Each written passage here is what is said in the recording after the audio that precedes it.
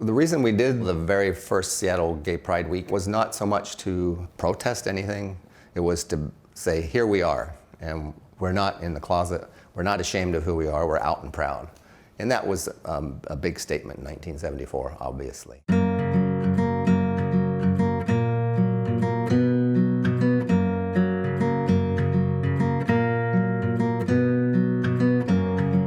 My name is David Neth, and I've lived here in Seattle about 40 years. The picture of the picnic, for us as a gay group to be out in public at that picnic, was the first event of that kind for those couple years there.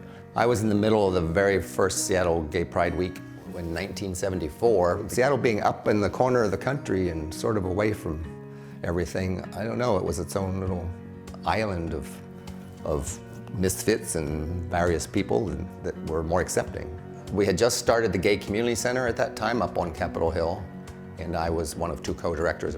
The goal was to make sure it was a Gay Pride Week, a whole week of events. It was culminating at the Seattle Center with a gay inn at the Seattle Center, which in 1974, that was a big to-do.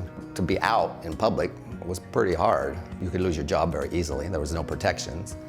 And ultimately, the group that was in the public's eye would be younger people like myself at the time, because we had the least to lose. I mean, we weren't like professional jobs at that point. And had a banner that we hung up across between two flagpoles down there, and said Gay Pride 1974, or Lesbian and Gay Pride 1974, or something like that.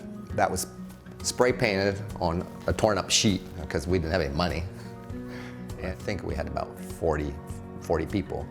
And then the tourists sitting around on the outside who just stumbled onto this event had no idea it was going to be there. The biggest challenge back then was money. Everything was on a shoestring budget.